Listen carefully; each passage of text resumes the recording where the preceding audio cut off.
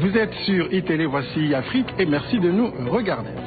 Au sommaire de ce numéro de la rentrée, les savants et inventeurs noirs du 19e siècle, à l'initiative de l'association Archives d'Ivan Voice et Olivier Birna, une exposition sur les inventeurs noirs américains du 19e siècle se prépare dans une école de Saint-Denis en région parisienne. Une occasion pour iAfrique de vous proposer un sujet inédit sur ces génies que l'histoire n'a pas retenu. Pourtant, beaucoup d'entre eux sont à l'origine ou ont participé à des découvertes scientifiques et techniques fondamentales. Thomas Raguet et Jacques Imbert. Lorsque l'on parle de l'inventeur de l'ampoule, on fait le plus souvent allusion à Thomas Edison. Pourtant, cette trouvaille n'aurait pas vu le jour sans cet homme, Howard Lewis Latimer, un noir américain né à Chelsea, un fils d'esclave qui en 1882 découvre le filament de carbone. Associé à Edison, Latimer contribua à la réalisation de l'ampoule que nous connaissons aujourd'hui. À cette époque, le monde scientifique n'était pas tout blanc. L'interrupteur de lumière que tout le monde a chez soi a été inventé donc par un monsieur qui s'appelle Granville Wood. On peut parler aussi de l'invention du feu tricolore qui a été inventé par Garrett Morgan. On peut prendre aussi Charles Drew qui est le père de la transfusion sanguine. Et pourtant il faut savoir qu'il n'a jamais pu enseigner à une école, dans une école où il y avait des blancs. Dans l'histoire des génies de la science, celle des inventeurs noirs demeure un sujet tabou dans nos livres d'école. Une réalité qui fait bondir Barsha Bauer, producteur d'un documentaire sur ces savants volontairement oubliés par les historiens. Ce désavantage est inadmissible dans notre société, qu'on privilégie une communauté de scientifiques par rapport à une autre communauté qui n'a pas forcément la même histoire et qui a fait des inventions qui sont marquantes pour notre société et qu'il faut les faire connaître. La démarche aujourd'hui doit être une démarche scientifique. Parce que de toute façon, il n'y a pas de race supérieure et de race inférieure. Quand vous mettez sur les murs d'un établissement scolaire que tous les plus grands hommes de l'histoire de l'humanité sont tous blancs, vous avez agressé l'intelligence de l'arabe, vous avez agressé l'intelligence du chinois, vous avez agressé l'intelligence du noir. Et je pense qu'il faut aujourd'hui mettre un terme à ce genre de choses, parce qu'on se retrouve devant une jeunesse qui est complètement marginalisée et qui se réfugie dans la violence. L'artiste guadeloupéen Ivan Voice de l'association Archives rend hommage aux inventeurs noirs oubliés. Avec sa chanson « On nous doit la vérité », il voudrait bien mettre fin aux clichés raciaux. Ça nous a permis un petit peu, d'une façon ludique, de pouvoir généraliser, informer, vulgariser le plus possible aux Antilles, puisque le clip est visionné aux Antilles. Et on peut dire qu'aujourd'hui, les jeunes sont très contents de cette initiative. Ni on l'autre comme ça, mais qui t'est fait l'histoire, mais l'histoire est passée, assis dans l'école, c'était Napoléon, Gaulois et puis Colombe, nous toujours capotés, on nous doit la vérité. Lorsque Archives avait commencé il y a déjà quelques années à faire des recherches concernant donc tout l'apport des Africains américains ou Africains caribéens pour l'évolution du monde au 19e et 20e siècle, on a constaté qu'en France, dans les programmes scolaires, dans les livres scolaires, il n'y avait absolument rien qui pouvait s'y rapporter. Alors c'est à partir de là qu'on a constaté qu'il y avait quand même quelque chose qui n'allait pas et que lorsqu'on a été justement en lien avec des sites américains et des frères des États-Unis, qui justement renferme un paquet d'informations, un foisonnement de personnages, inventeurs et savants noirs qui ont breveté justement beaucoup d'inventions que nous utilisons au quotidien. Du reste, le micro que nous parlons, on ne sait pas avec lequel nous parlons que c'est un noir qui l'a inventé, par exemple. Donc il a fallu donc faire tout un travail donc de traduction, de biographie de ces inventeurs, créer un site internet, puisque avant, il y a quelques années, quand on tapait inventeurs et savants noirs, il n'y avait aucune information. Et c'est vrai que pour un petit peu réhabiliter ces personnages, donc surtout concernant la partie francophone, il était vraiment intéressant de pouvoir mettre à la disposition de la diaspora notamment, eh bien, tous ces grands personnages, tous ces héros qui se sont illustrés pour l'avancée de ce monde. Alors quelques inventions comme ça citées au hasard, on attribue à des inventeurs. Quelques inventions, donc par exemple il y a le feu de circulation qui est utilisé dans le monde entier. Personne ne sait que c'est en 1923. On s'en souviendra à l'occasion des embouteillages. Exactement. Et 1923, Garrett Morgan qui a breveté cette invention, ainsi que le masque à gaz qui nous utilisons aujourd'hui, qui a du reste, durant la Première Guerre mondiale, a fait gagner la guerre aux Alliés. contre l'Allemagne. Donc il y a d'autres inventions telles que la télécommande par J.R. Lewis en 1937, l'ampoule électrique avec le filament à carbone qu'on a attribué l'invention à Edison qui est dans tous les programmes scolaires, alors que c'est Lewis Howard Latimer en 1881 qui a breveté cette invention. Donc aujourd'hui, si on a l'ampoule électrique, c'est grâce aussi à un Africain-Américain. C'est aussi l'occasion pour s'ouvrir les horizons. Je veux dire, parmi les invités sur le plateau, des informations qui nous sont parvenues nous étaient complètement inconnues. Ouais. Merci en tout cas, merci de continuer ce travail. Je rappelle que l'association Archive continue ce travail de conscientisation et de mise en lumière de tous ces faits occultés. Que l'on vous retrouve sur le site internet www.associationarchive au singulier archive.com. Louisie Mathieu, ancien esclave qui finit député, c'était en 1848. Georges Nicolos, spécialiste de sciences physiques et chimie nucléaire, c'était en 1953. Ou encore Gélas Ier, troisième pape africain, c'était en 492 après Jésus-Christ. 3 exemples de personnalités regroupées dans ce calendrier noir et célèbre, le 5e de l'association Archive.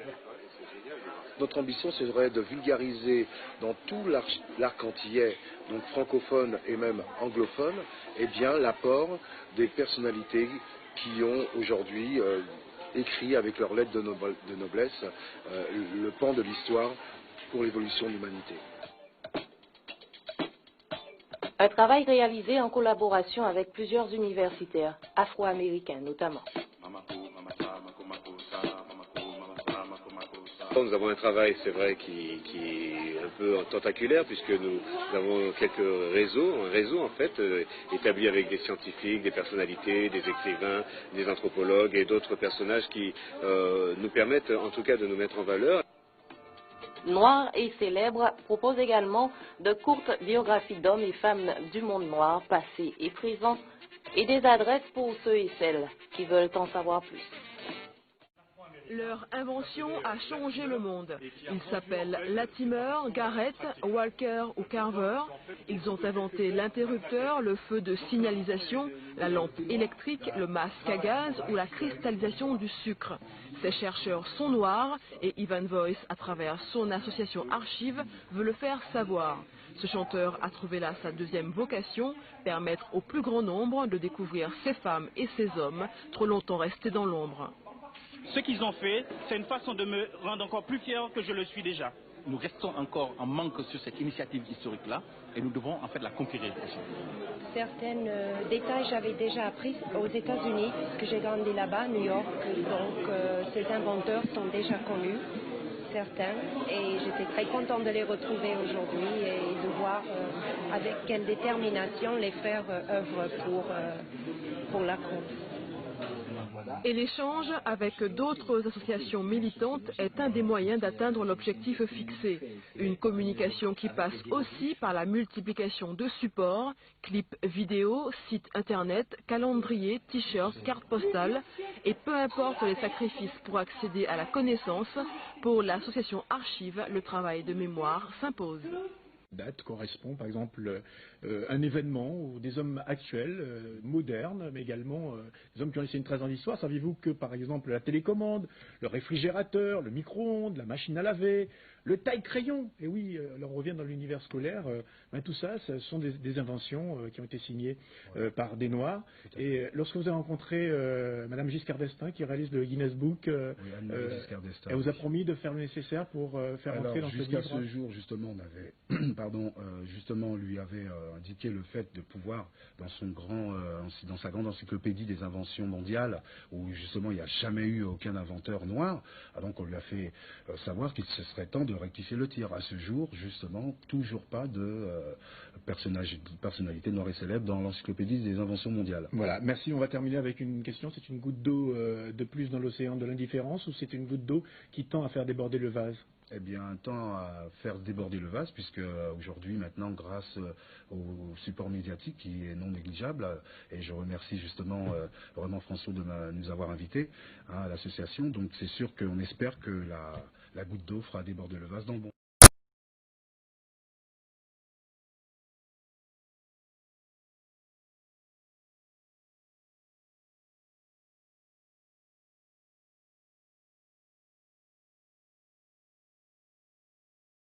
Nous qui venons, oui, Cheikh, on n'est pas d'accord. Les savants ne sont... Mais quels savants? Les savants ne sont pas d'accord avec Cheikh Anta Diop. Les spécialistes, quels spécialistes? Il y a eu l'affrontement au Caire, finalement. Vous n'avez pas lu le truc du Caire? Il y a eu le Caire à parler, non? Cheikh n'était pas... Mais comme Cheikh a gagné au Caire, bon, on dit qu'il est afrocentriste maintenant. Et ça veut dire quoi? Ça dit qu'ils sont eurocentristes contre nous et nous faisons aussi un racisme à rebours contre les Européens.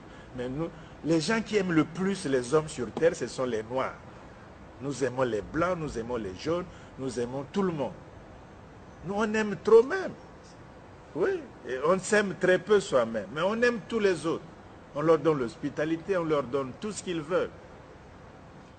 La mémoire, c'est comme... écoutez, il ne faut pas me demander à moi de dire le nom de votre père, de votre mère, de vos grands-parents. C'est vous qui devez me le dire. Mais dans notre cas, vous demandez à un autre qui n'est pas de votre famille de vous dire votre mémoire, vos ancêtres, votre histoire, votre biographie existentielle et existentielle. C'est ça l'erreur que nous... C'est ça l'histoire. Moi, c'est pas à moi de dire ton père est ceci. Mais ne me demande pas. Tu connais mieux que moi. Comment veux-tu me demander? Donc, il faut que les Africains récupèrent... Mais Marcus Garvey l'a dit. Il ne croit pas qu'un seul blanc puisse écrire l'histoire des Noirs avec quelques sympathies. Même la simple sympathie. Ils ne pourront pas. Mais pourquoi vous lisez? Le jour, mais il faut faire cette révolution, ne plus acheter leurs bouquins d'histoire sur nous. Parce que c'est nous qui achetons. Les Blancs eux-mêmes n'achètent pas ces livres. Tu as cru que les Blancs ils vont acheter des livres sur Joséphine Baker pour faire quoi? Dans leur bibliothèque, ils achètent autre chose. Ils n'achètent pas vos histoires-là. Sauf quelques africanistes.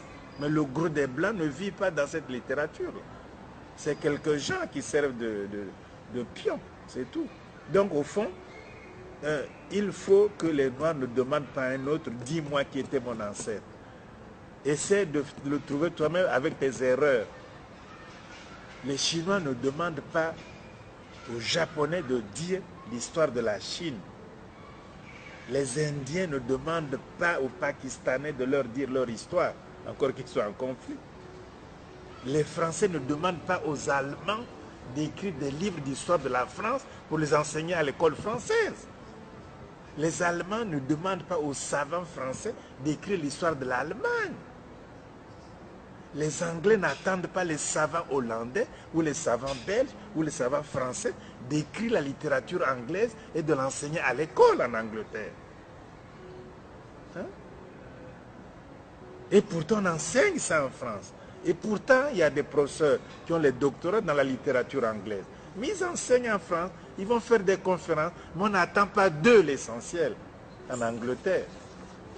Mais or nous attendons tout, absolument tout des étrangers. Et je te querelle, toi, parce que sur ce que quelqu'un a écrit. Hein? Je te querelle. J'ai dit oui, mais tu as lu Dupont a écrit ceci. Hein? Oui, tu as dit oui, la Vallée aussi a écrit ceci. Et nous nous querellons à cause de deux écrits par des étrangers sur notre histoire à nous deux. Alors que tu as la même formation exactement, sinon plus. En plus de cela, tu as la sympathie. Mais enfin, mais comment peut être aussi enfant? Et puis, que les autres là, de toute façon, il ne faut pas être impressionné. Il faut cesser d'être, même si on lit les livres, hein, même, bon, faisons, coupons la poire en deux, lisons leurs bouquins, tout sur l'Afrique, d'accord. Mais il faut peut-être impressionné. Tout est faux dedans, d'un bout à l'autre. Il n'y a aucune seule vérité dans aucun livre d'aucun africaniste. Aucun. Donc, les livres là, bon, je ne veux pas les nommer, vous les connaissez, mais lisez parce qu'ils sont au programme, achetez parce que c'est l'environnement, mais je vous garantis qu'il n'y a aucune parcelle de vérité dedans. Tous les livres africanistes écrits par des africanistes français, italiens, portugais, espagnols, anglais, c'est faux d'un bout à l'autre. C'est du mensonge. Ce sont des crétois, c'est-à-dire des menteurs qui savent qu'ils mentent, mais ils mentent quand même. C'est ça un crétois.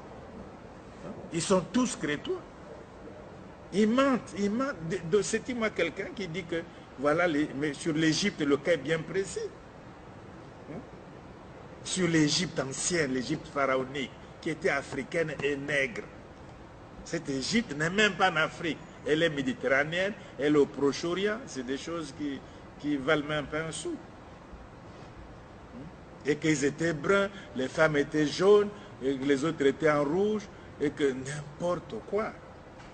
Même quand l'ADN dit ceci, même quand la biologie moléculaire dit ceci, même quand les témoignages anciens disent ceci. Voilà. Mais c'est faux, mais c'est la falsification de l'histoire. Moi, je ne sais pas pourquoi on lirait leurs bouquins. Il faut le dire clairement, il n'y a aucune vérité dans les livres écrits par les Européens, par les Blancs, sur l'Afrique noire, sur les langues, les civilisations africaines. Ils inventent des familles camito-sémitiques, ça se trouve où? Des familles amito-sémitiques ou afro-asiatiques, ça se trouve, c'est du mensonge. Tout est comme ça, et nous, on croit qu'ils disent la vérité. Non, c'est fini l'esclavage. C'est fini. Il ne faut pas avoir peur. Ils vont vous respecter. Un type qui n'est pas confiant en lui-même, comment voulez-vous que je le respecte? Mais comment veux-tu dire? Mais il flanche, il dit, oh, non, on ne peut pas respecter. On respecte un type qui est là, hein, une femme qui est là devant vous, avec son opinion, avec ses idées, capable de les défendre. Un jeune homme qui est là, avec ses idées, ce n'est pas l'arrogance, c'est eux qui sont arrogants. Nous ne sommes pas arrogants, mais nous, c'est la vérité qu'on recherche. C'est comme ça qu'il faut, ils vont vous respecter, ils vont vous appeler au dialogue, ils disent qu'on s'est trompé, etc. Mais nous ne voulons même pas les... non, cette situation doit changer. La génération là ne doit plus vivre comme ça. Il faut que la génération actuelle change ça. Hein, c'est fini. On a eu mais on a fait trop de compromis, ça nous a conduit. Mais ils vous utilisent quand vous êtes jeune, vigoureux. Une fois que vous êtes vieux, ils vous abandonnent. Parlons clairement et simplement. Vous voyez le cas de Senghor, non? Senghor a tout donné à la France. Il a donné l'Europe à la France, c'est l'aliénation. Mais quand il est mort, c'est encore les Africains qui ont célébré Senghor. Les autres, non. Les autres, non, ils n'ont pas fait cas de Senghor, qui était un génie en poésie. Et qui était dans leurs institutions les plus prestigieuses. Et on ne lui a pas fait cas de Senghor. À quoi bon de faire des compromis dans ce cas? À quoi bon de leur plaire? Ils ne vous le rendront jamais. Il faut être soi, comme ça, on discute d'égalité à égalité. C'est vous qui diffusez maintenant l'information dans le monde entier à partir de votre propre analyse et vos propres choses que personne ne peut connaître mieux que vous. Il y a tellement de choses à faire. Mais eux, ils veulent que ça soit comme eux, leur canon, leur truc. Et puis nous aussi, non, il faut briser aussi ce monopole de l'explication de soi. Nous, on ne les explique pas. Pourquoi ils veulent nous expliquer? Il faut briser ce monopole qu'ils ont, espèce de tutelle, ce que Cheikh Anta Diop appelle la tutelle intellectuelle. On a besoin d'une tutelle intellectuelle. Si Obenga te dit ça, tu dis, oh Obenga, après tout, est-ce que c'est sûr même? Bon, maintenant, un gars qui a 23 ans, parce qu'il est blanc, il te dit, tu y crois. Et moi qui suis 4 fois plus vieux que lui, je te dis, tu n'y crois pas. Et qui a plus d'expérience. C'est la tutelle. Quand ça vient d'un blanc, c'est génial. Mais quand ça vient d'un frère ou d'une sœur africaine, oh, tu sais, c'est des histoires, ça. C'est le besoin de tutelle intellectuelle. On ne peut pas faire la renaissance quand on a besoin, on court par quelqu'un pour demander son parapluie, alors que le gars vous méprise, fondamentalement. Fondamentalement. En tout cas, son peuple vous méprise, sa race vous méprise. Et ils l'ont montré à travers l'histoire. Alors, ce n'est pas la peine de faire amitié avec eux. Moi, je ne suis pas ami avec eux, ils le savent. Ils me respectent, je le respecte. Et on discute. Mais être ami avec eux, non. C'est trahir l'Afrique. Ça veut dire quoi? Ami avec eux, manger, rigoler, dire oh, ça va, comment? Mais ça veut dire quoi? Que je n'ai plus de problème, qu'ils ne m'ont plus mis dans l'enfer dans lequel je me trouve aujourd'hui. Ces gens vous ont mis dans l'enfer. Aujourd'hui, nous sommes des malheureux, des parias. Alors que nous avons bâti l'Europe, nous avons bâti les États-Unis. Nous avons payé de notre sang cette affaire. La modernité, qui a souffert plus que nous.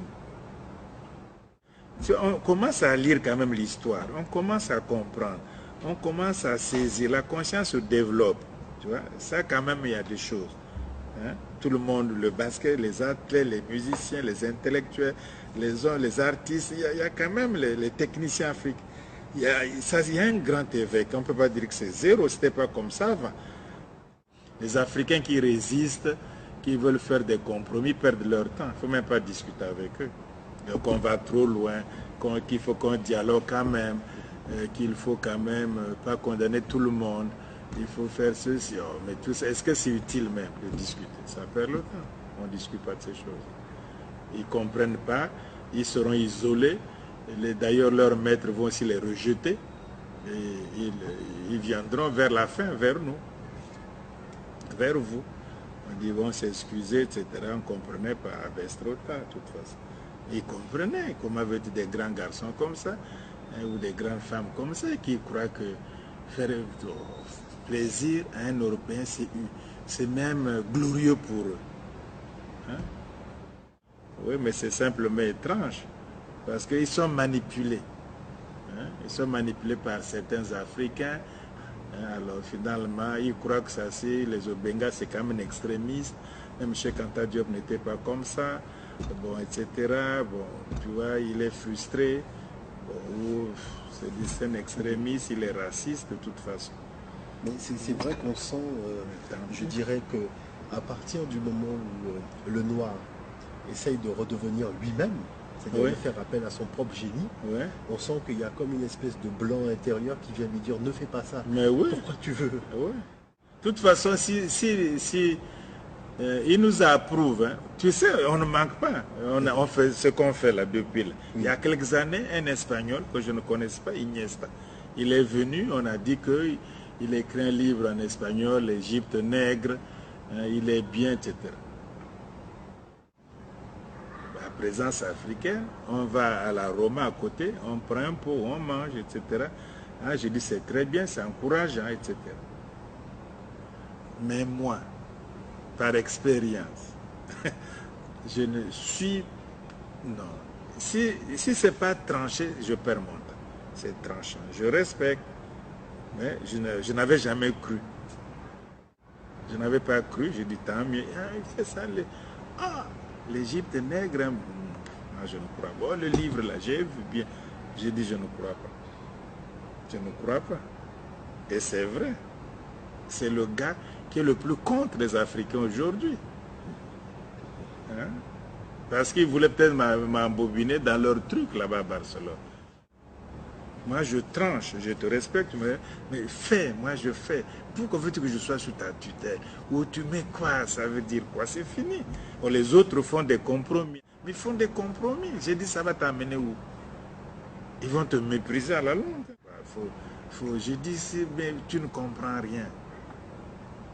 Mais il fait des compromis avec eux, il est gentil.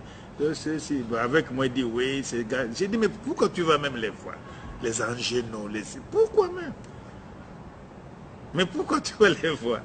Hein? Alors ils écrivent, ils ont publié des trucs. J'ai dit, oh, c'est compliqué. Bon, me faites, mais il faut que moi.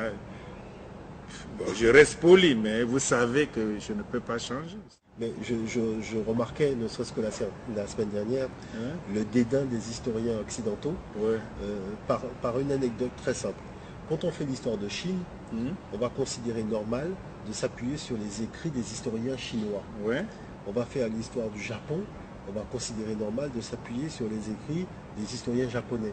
Mais quand il s'agit de faire l'histoire de l'Afrique, on trouve normal qu'aucun travail réalisé par peu importe le spécialiste africain ne soit mentionné dans l'ouvrage. C'est-à-dire, on fait comme s'il n'y avait aucun Africain, même Africain de la diaspora, qui ne s'était jamais interrogé sur le passé de l'Afrique. Et c'est ça qui montre vraiment une attitude dédaigneuse. Parce que la science... Même quand ils étudiaient la Guadeloupe, jamais ne mentionnaient Henri Bakou. Jamais. Qui a écrit au moins 2-3 volumes sur la Guadeloupe. Il cite jamais. Bangou n'est cité dans aucun ouvrage. Non. Ça les regarde. Même il cite un certain Prévert qui aurait étudié, soit disant... Le Saint John Perse, par exemple. Les montagnes pelées ou des conneries comme ça. D'ailleurs, ça ne s'appelle pas montagne pelée. C'est qui ont donné le nom. Tout à fait. Il y a le vrai nom. Non, mais de toute façon, ça te montre quoi? C'est que...